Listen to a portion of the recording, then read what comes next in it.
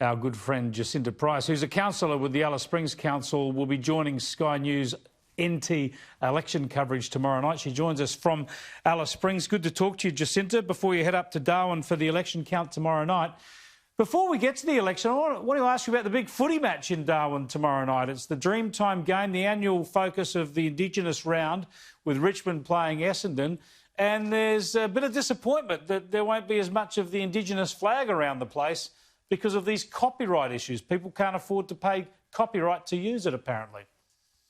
Yeah, I can certainly understand that level of disappointment. I do think there is something wrong with, you know, a symbol that is representative of Indigenous Australians. The fact that it is has got copyright belonging to, you know, a couple of individuals, well, you know, who obviously aren't in fact Indigenous themselves and have got copyright for the purpose of making money from it. I do think that there is something wrong with that, and that Indigenous Australians should have the opportunity to use that flag whenever and wherever they see fit, because it is representative of Indigenous Australians. I think the holder of the copyright is actually Indigenous, but it's licensed onto this company. But look, there is an issue here. It should belong to everyone, especially all Indigenous Australians.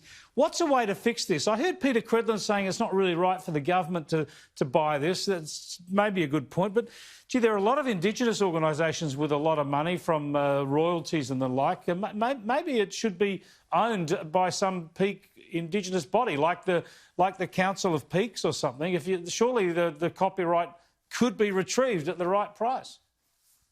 Well, you'd certainly hope so, and if it's, you know, if it's of that much importance, I guess I'd say there are. I mean, there's a lot of royalties money available out there, and you know, if there's an organisation that feels that strongly and that passionate about it, perhaps they do want to put their foot forward, throw their support behind it, and you know, get the licence for this particular flag. You know, personally, I don't think anyone should have the licence, but no. How to resolve it, you know, in the legal framework is what has to be navigated, I guess. Yeah, it's a difficult one because it is such an iconic design and no one will want to surrender it. Now, tell us about the election tomorrow night, Jacinta. Very difficult to predict when there's a three-way contest, of course, and such small electorates in the territory, small in terms of numbers of voters. Some of them are quite large geographically. What do you expect that the Labor government and Michael Gunner will be returned, especially given that he's playing the strong man on the pandemic? Look, I don't think Territorians are fooled to think that, you know, the one sort of argument that is being put forward by Labor is the fact that, you know, our lives have been saved and that our lives are going to continue to be saved, because there's a lot of people who have been affected in other ways, of course, through their loss of business. You know, we've been affected incredibly with the amount of people who have left the Territory in a drop in population. Which means, you know, we might not have a federal seat very soon as a result. So I don't think Territorians are that silly to think that they're going to fall particularly for that line. Yeah, and there has been very low voter turnout in a lot of the remote communities, which I think is concerning for Labor because, well, traditionally Labor have been quite strong in terms of receiving the remote vote in the remote communities, and you know, there have been some reasons. Some have been blaming the COVID stimulus packages that those in remote communities have made their way into the major centres to do shopping instead of voting or being available when those remote polling booths are out there. But, you know, a lot of the issues that people are concerned with are certainly with regard to the economy, getting that back on track. They're acutely aware of the fact that there's an $8.2 billion debt that is going to take, you know, generations to fix. So they're concerned about the economy. They're concerned about crime rates. You know, we've been continually told by the Labor government that the rates of crime aren't as significant as they appear to be, and that it's an exaggeration because of social media.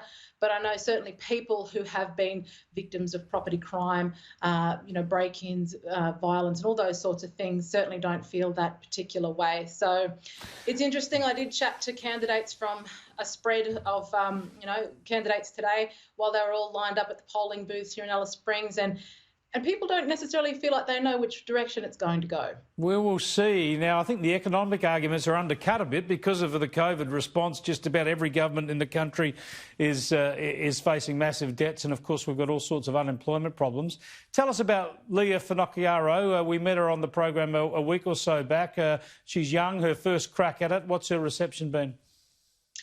Oh, look, I think she's been doing a fantastic job. She's certainly been come out as the underdog, has taken a strong stance, and has not allowed herself to be pushed around or bullied. I think that was evident in the leaders' debate, particularly when Terry Mills put it to her that her team appeared to be unqualified and that she lacked any sort of experience. And she, of course, she asked whether he wasn't sure whether he was being ageist or not, but that the raft of CLP candidates have many different backgrounds. They're industry leaders, they're mayors, they're traditional owners, and many of them are business people who have plenty of lived experience and know how to run businesses. And I think Leah's point has been pushed quite well. I think she's run a really strong campaign. Thanks for joining us, Jacinta. Have a good night tomorrow night. We look forward to seeing your coverage. Thanks, Chris. Jacinta Price will be part of our coverage with Matt Cunningham and the gang tomorrow night in the Northern Territory. And go the Bombers in that Dreamtime match, by the way.